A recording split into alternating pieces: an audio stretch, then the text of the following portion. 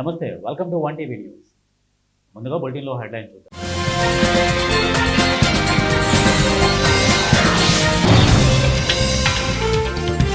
అక్రిడేషన్లతో సంబంధం లేకుండా ప్రతి జర్నలిస్టుకు ఇంటి పట్టాలను మంజూరు చేయాలి. కర్నూలు జిల్లా పత్తికొండ ఏపీయూడబ్ల్యూజే గౌరవ అధ్యక్షుడు రంగన్న డిమాండ్.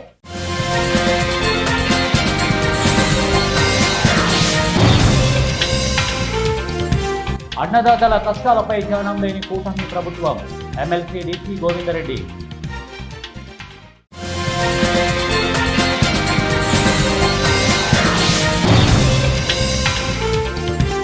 కూలేశ్వరం ప్రాజెక్టుగా మారిన కాళేశ్వరం ప్రాజెక్టు. మంత్రి అడ్లూరి లక్ష్మణ్ కుమార్.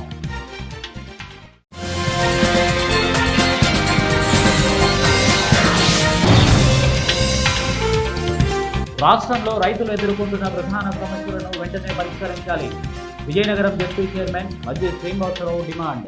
రాష్ట్రంలో వర్కింగ్ జర్నలిస్టులకు అక్రిడేషన్లు వెంటనే జారీ చేయడంతో సహా జర్నలిస్టుల పెండింగ్ సమస్యలను పరిష్కరించాలని కోరుతూ ఏపీయూడబ్ల్యూజే రాష్ట్ర జిల్లా సమితి పిలుపు మేరకు కర్నూలు జిల్లా కోసిగిలోని ఏపీయూడబ్ల్యూజే యూనియన్ ఆధ్వర్యంలో తహసీల్దార్ కార్యాలయం ముందు ఏపీయూడబ్ల్యూజే జిల్లా సహాయ కార్యదర్శి బి హనుమేష్, తాలూకా ఉపాధ్యక్షులు శ్రీరామ్, సీనియర్ జర్నలిస్ట్ గడ్డం ఈరಣ್ణ ఆధ్వర్యంలో ధర్నా నిర్వహించారు. ఏపీయూడబ్ల్యూజే జర్నలిస్ట్ సంఘం ధర్నాకు మద్దతుగా మంత్రాలయం కాంగ్రెస్ పార్టీ ఇన్ఛార్జి మురళీధర, వామపక్ష పార్టీలు సిపిఐ, సిపిఎం నాయకులు రాముడు, గోపాల్, తాయన్న, వీరేష్లు జర్నలిస్టులకు మద్దతు తెలిపారు. ఈ సందర్భంగా ఏపీయూడబ్ల్యూజే జిల్లా సహాయ కార్యదర్శి బి హనుమేష్ మాట్లాడుతూ ఆంధ్రప్రదేశ్ ప్రభుత్వం వర్కింగ్ జర్నలిస్టులకు కొత్త అక్రిడేషన్లు జారీ చేయడంలో రాష్ట్ర ప్రభుత్వం అనవసర జాప్యం చేస్తోందని అన్నారు. పింఛన్ సదుపాయాన్ని వెంటనే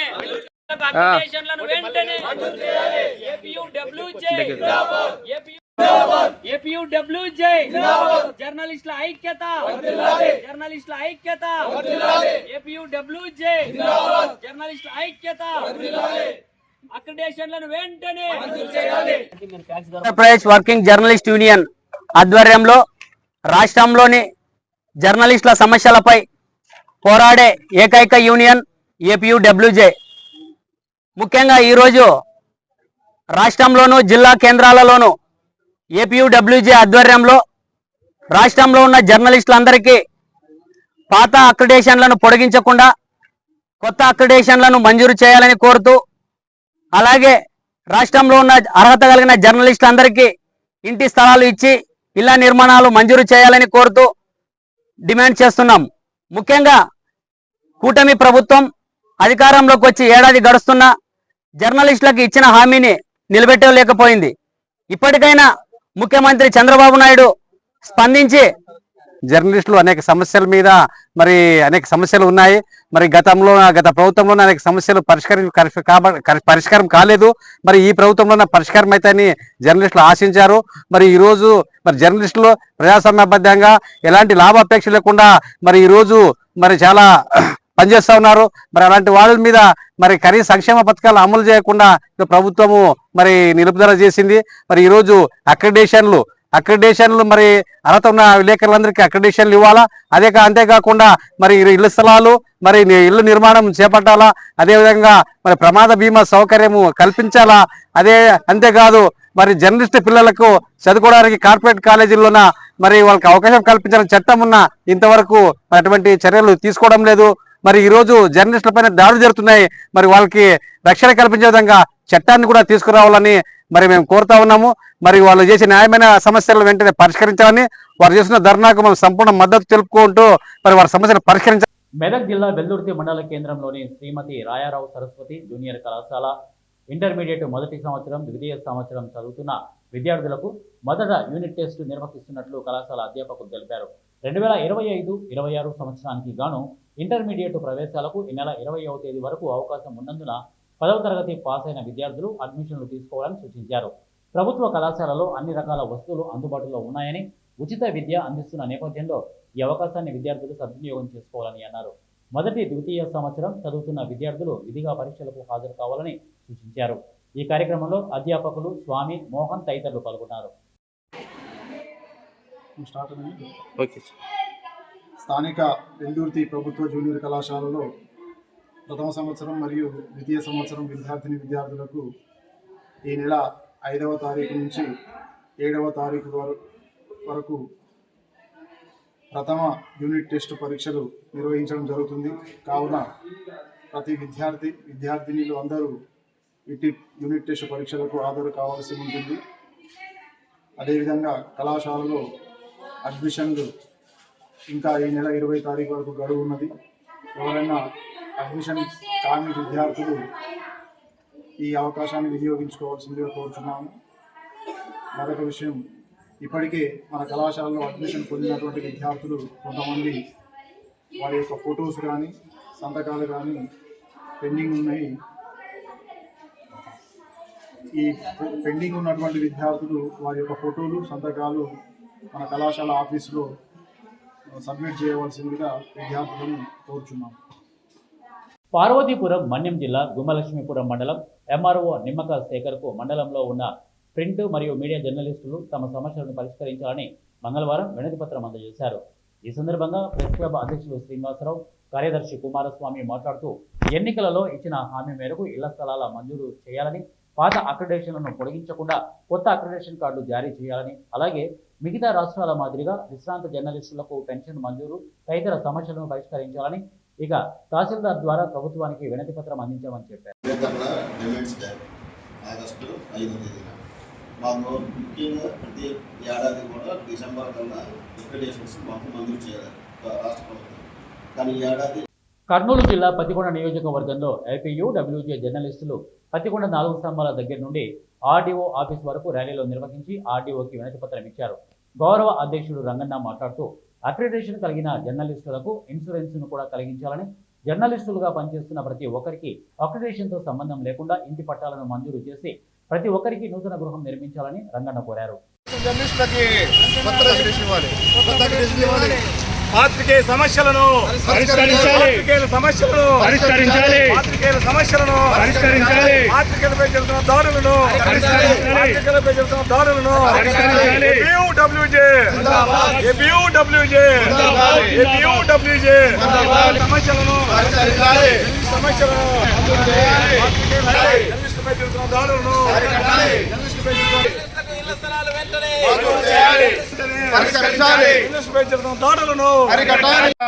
ఏదైతే మనకు ఈ అక్రిడేషన్ కలిగినటువంటి జర్నలిస్టులకు మరి ఇన్సూరెన్స్ అనేటువంటిది ఉందో, మరి అలాంటి ఇన్సూరెన్స్ ను కూడా మరి ప్రతి సమాచారంగా తీసుకొని దాన్ని మరి మంచి దారిలో నడిపించాలని చెప్పేసి మరి కోరుకుంటా ఉన్నాం. జర్నలిస్టుల ఈయనకు మన ఏపీడబ్ల్యూజే మరి ఈయనకు ప్రధానమైనటువంటి పాత్ర కల్పించి మరి చేకూర్చాలని చెప్పేసి కూడా మరి మన ఏపీడబ్ల్యూజే డిమాండ్ చేస్తూ ఉంది.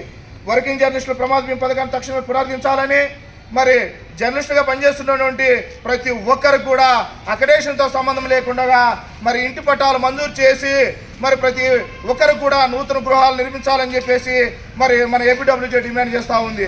మరి అదేవిధంగా గతంలో వచ్చేసి 2024లో మరి గత ప్రభుత్వము జర్నలిస్టులకు మరి హౌస్ సైట్ ఇవ్వండి అని చెప్పేసి మరి ఒక జీవో కూడా కడప జిల్లా బద్వేలు నియోజకవర్గంలోని పోరుమామిల్ల వైఎస్ఆర్ కాంగ్రెస్ పార్టీ కార్యాలయంలో ఎమ్మెల్సీ డీసీ గోవిందరెడ్డి మాట్లాడారు. రైతాంగంపై కూటమి ప్రభుత్వం పగ, అన్నదాతల కష్టాలపై చలనం లేని కూటమి ప్రభుత్వం ప్రకాశం జిల్లా దర్శిలో ఇటీవల చంద్రబాబు తన పాలన రైతుకు భరోసా ఉండదని స్పష్టంగా ప్రకటించినట్టుగానే ఆయన ప్రభుత్వం రైతాంగాన్ని పూర్తిగా నిరాశలోకి నెట్టింది. రాష్ట్రంలో వ్యవసాయం చేస్తే కష్టమే తప్ప భరోసా లేదనే పరిస్థితి వైఎస్ఆర్సీపీ ప్రభుత్వంలో 5 సంవత్సరాలు రైతు భరోసా రూపంలో ప్రతి ఏడాది 13,500 రూపాయలు అందించి అన్నదాతకు అండగా నిలిచాం. కానీ కూటమి ప్రభుత్వం 2 ఏళ్లకు 40,000 బదులు కేవలం 5,000 ఇచ్చి 7 లక్షల మంది రైతులకు అన్నదాత సుఖీభావ వర్తింపజేయకుండా మోసం చేసిందని అన్నారు. ఫస్ట్ మామిడి పంటలో ఇదే జగనన్న ప్రభుత్వంలో ఒక్కొక్క కిలోకు 22 నుంచి 29 రూపాయలు ధర పలుకుతే కనీసం 2 రూపాయలకు కూడా కొనని పరిస్థితుల్లో రైతులందరూ కూడా రహదారుల మీద పంటను పారబోసినటువంటి విషయం ఈ సందర్భంగా నేను గుర్తు చేస్తున్నాను. ధాన్యం కొనుగోలులో కూటమి ప్రభుత్వం దారుణంగా మరి మోసం చేసిందని చెప్పి కూడా తెలియజేస్తున్నాను. ధాన్యం ఎక్కడ కూడా రైతుల దగ్గరనే కొనేటువంటి పరిస్థితులు లేకుండా రైతుల దగ్గరనే ధాన్యం ఆగిపోయినటువంటి పరిస్థితులు, బస్తాపై 300 నుంచి 400 వరకు కూడా రైతులు నష్టపోయి తీవ్ర ఆర్థిక ఇబ్బందుల్లో కూరుకుపోయినటువంటి విషయాన్ని ఈ సందర్భంగా తెలియజేస్తున్నాను. అదేవిధంగా కోకో రైతులు బాధలు వర్ణాతీతం అని చెప్పి కూడా ఈ సందర్భంగా తెలియజేస్తున్నాను. ఒక్కొక్క కిలో కోకా గింజలు 550కి కొనుగోలు చేస్తామని చెప్పి మంత్రి సమక్షంలో చెప్పి అమలు చేయకపోవడం ఈ సందర్భంగా నేను తెలియజేస్తున్నాను. ఆక్వా రైతుల పరిస్థితి కూడా అదే విధంగా ఉందని చెప్పి కూడా ఈ సందర్భంగా తెలియజేస్తున్నా. ఆక్వా రైతులు కూడా ఒకప్పుడు జగనన్న ప్రభుత్వంలో ఒక్కొక్క 280 రూపాయల వరకు కూడా ఒక్కొక్క కౌంటు ధర పలుకుతే ఇప్పుడు 200 రూపాయల కంటే కింద ఉందని చెప్పి కూడా ఈ సందర్భంగా తెలియజేస్తున్నాం. మిర్చి రైతుల విషయం మనం చూసాం, ఏ విధంగా గుంటూరు ప్రాంతంలో ప్రజలపై భారాలు వేసేందుకు అధికార ప్రతిపక్షాలు అదానికి దాసోహమయ్యాయని వామపక్ష ప్రజా సంఘాల ఆందోళనలో సిపిఎం జిల్లా కార్యదర్శి డి చంద్రశేఖర్ అన్నారు. కడప జిల్లా బద్వేలు అంబేద్కర్ సర్కిల్ నుండి విద్యుత్ సబ్ స్టేషన్ వరకు ప్రజా ప్రదర్శన నిర్వహించారు. ఈ ధర్నాను ఉద్దేశించి సిపిఎం జిల్లా కార్యదర్శి డి చంద్రశేఖర్ మాట్లాడుతూ దేశంలో నాటి పాలక ప్రతిపక్షాల కూటములు యూపీఏ, ఎన్డీఏ ప్రభుత్వాలు విద్యుత్ సంస్కరణల పేరిట ప్రభుత్వ సేవా రంగంలో ఉన్న విద్యుత్ సంస్థలను ప్రైవేటీకరిస్తూ పార్లమెంటులో చట్టం చేశారని, దేశంలోని అంబానీ, అదానీ లాంటి 7 కార్పొరేట్ సంస్థలకు విద్యుత్ ఉత్పత్తి, విద్యుత్ సప్లై, వినియోగదారుల సేవలు వ్యాపారీకరణ చేశారని అన్నారు. ఇక పౌర సమాజం స్మార్ట్ మీటర్లు వద్దు అని వ్యతిరేకించాలని పిలుపునిచ్చారు.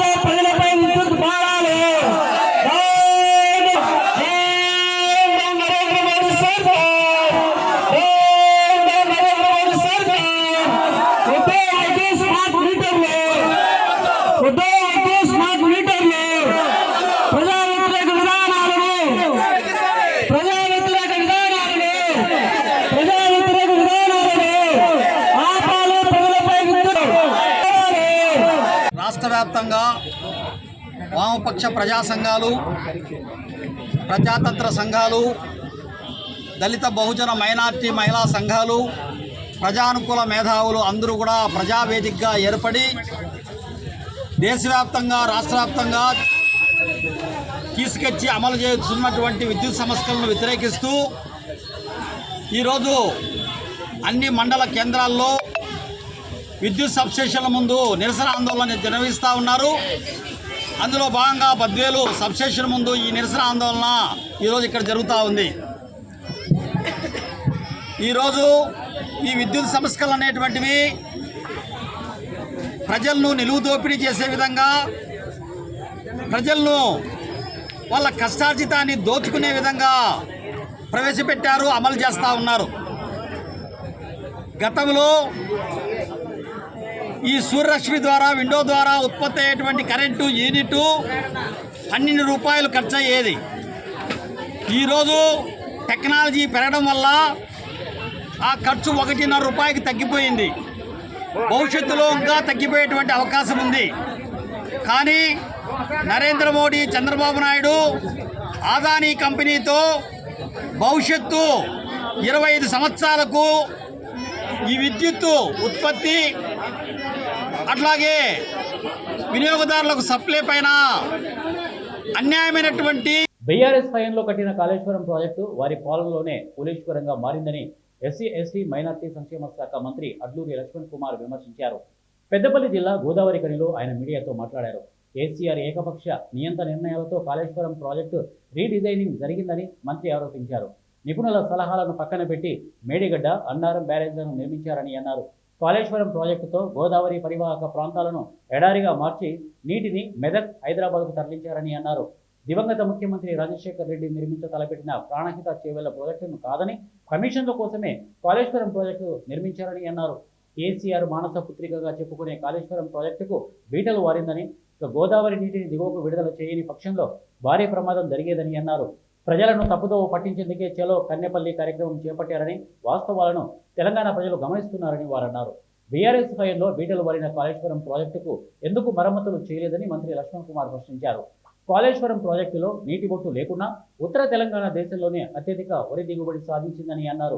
ఇక కాళేశ్వరం కహానీలో బీఆర్ఎస్ అగ్రనాయకత్వం తప్పులన్నీ కప్పిపుచ్చుకునేందుకే కాంగ్రెస్ పై చౌకబారు విమర్శలు చేస్తున్నారని ఆయన ఆగ్రహం వ్యక్తం చేశారు. ఏం తెలుసు, అక్కడ ఉన్న మంత్రి మా నాయకుడు శ్రీధర్ బాబు గారికి ఏం తెలుసు అని చెప్పి మాట్లాడుతున్నటువంటి నాయకులు ఒక్కసారి ఆత్మపరిశీలన చేసుకోవాలి.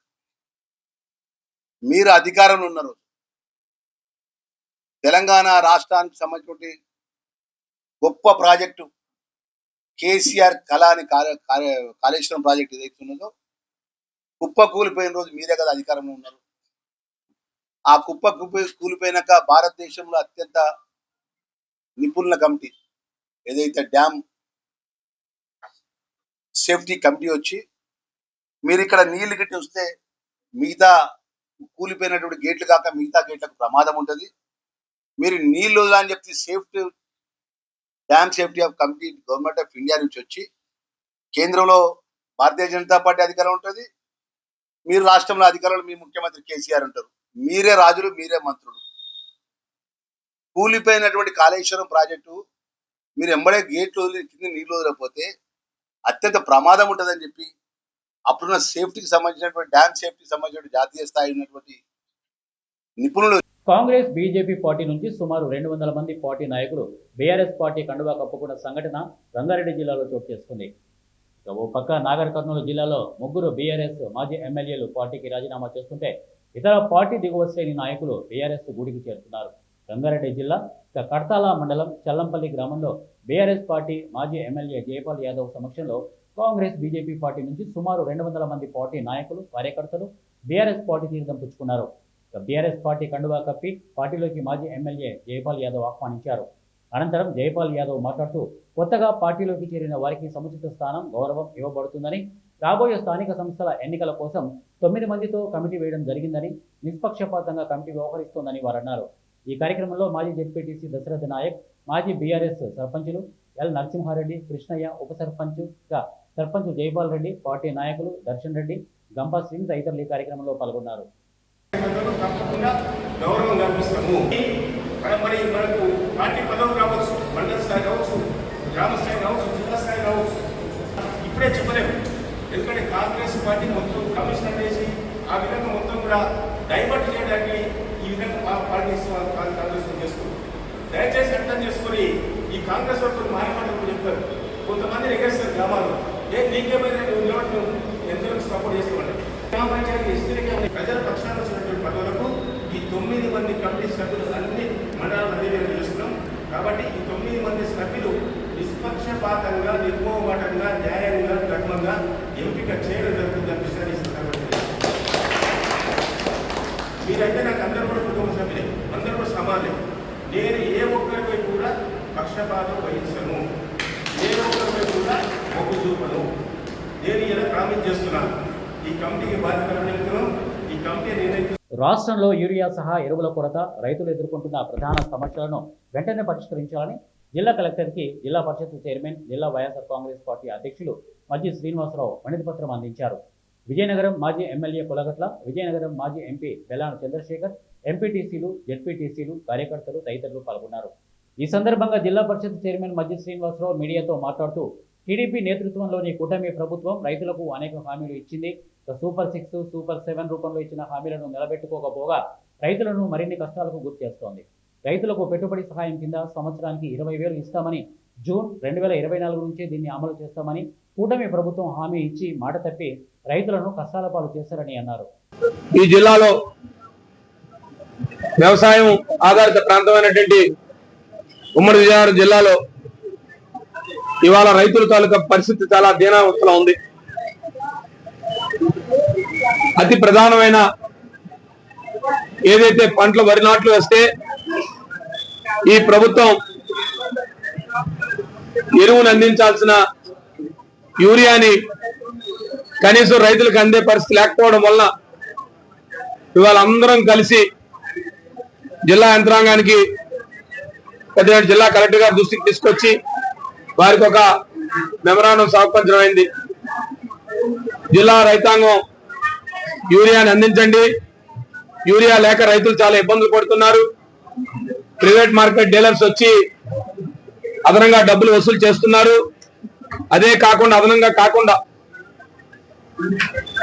ఇక యూరియా కావాలనుకుంటే ఒక డిఏపి బస్తా కొనండి లేదా ఇతరత్ర. అదానీ స్మార్ట్ మీటర్లతో నిలువు దోపిడీ చేస్తున్న కూటమి ప్రభుత్వ నియంతృత్వ విధానాలకు వ్యతిరేకంగా సిపిఐ, సిపిఎం వామపక్ష పార్టీలు ప్రజా సంఘాల ప్రజావేదిక నేతృత్వంలో దశలవారీ పోరాటాలు నిర్వహిస్తామని సిపిఎం జిల్లా కార్యదర్శి తమ్మినేని సూర్యనారాయణ తెలిపారు. రాష్ట్ర వ్యాప్త పిలుపులో భాగంగా మంగళవారం ఉదయం విజయనగరం కలెక్టర్ కార్యాలయం వెనుక ఉన్న విద్యుత్ సబ్స్టేషన్ దగ్గర నిరసన చేపట్టారు. ఈ సందర్భంగా వారు మీడియాతో మాట్లాడుతూ గత వైసీపీ ప్రభుత్వం 9 సార్లు కరెంటు ఛార్జీలు పెంచి 32,000 కోట్ల భారం ప్రజలపై మోపిందని, ఆనాడు చంద్రబాబు నాయుడు ప్రతిపక్షంలో ఉండి బాదురే బాదురు అనే కార్యక్రమాలు చేసి టీడీపీ కూటమి ప్రభుత్వం అధికారంలోకి వస్తే ఛార్జీలు పెంచబోమన్నారు.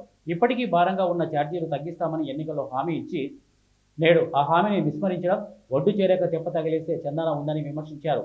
స్మార్ట్ మీటర్లు పగలగొట్టాడని చంద్రబాబు సుపుత్రుడు లోకేష్ బాబు ఆనాడు పిలుపునిచ్చారని, నేడు అదే స్మార్ట్ మీటర్లు ఇంటింటికి వచ్చి బిగిస్తుంటే లోకేష్ బాబు నోరు మెదపకుండా ప్రజలను నమ్మకద్రోహం చేశారని ఆగ్రహం వ్యక్తం చేశారు.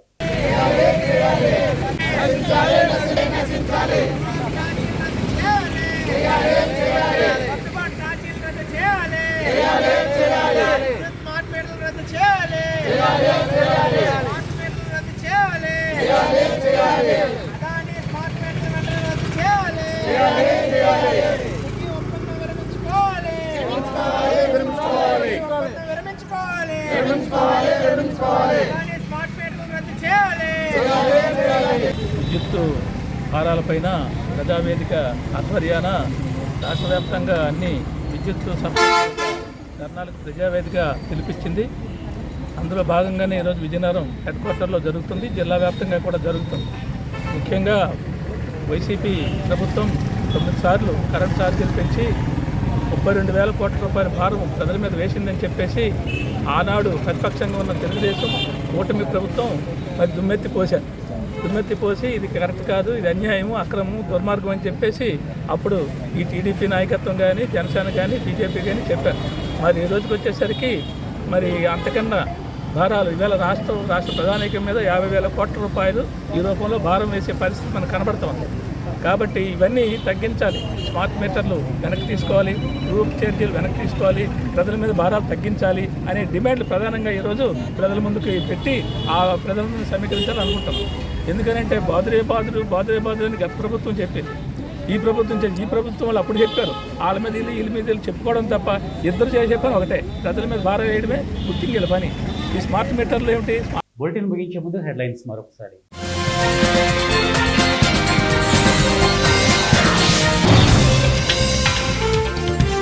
అక్రిడేషన్లతో సంబంధం లేకుండా ప్రతి జర్నలిస్టుకు ఇంటి పట్టాలను మంజూరు చేయాలి.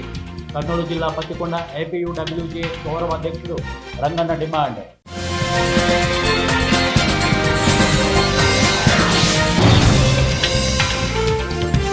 అన్నదాతల కష్టాలపై ధ్యానం లేని కూటమి ప్రభుత్వం, ఎమ్మెల్సీ డిసి గోవిందరెడ్డి.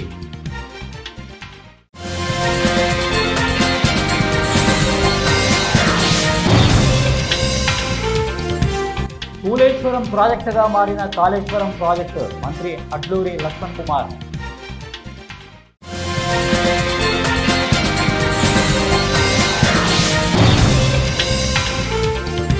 రాష్ట్రంలో రైతులు ఎదుర్కొంటున్న ప్రధాన సమస్యలను వెంటనే పరిష్కరించాలి. విజయనగరం జెడ్పీ చైర్మన్ మధ్య శ్రీనివాసరావు డిమాండ్. ఇవి బులెటిన్ అప్డేట్స్. నెక్స్ట్ బులెటిన్లో కలుద్దాం. Until then keep watching 1 TV news. ప్రతిక్షణం ప్రజల పక్షం.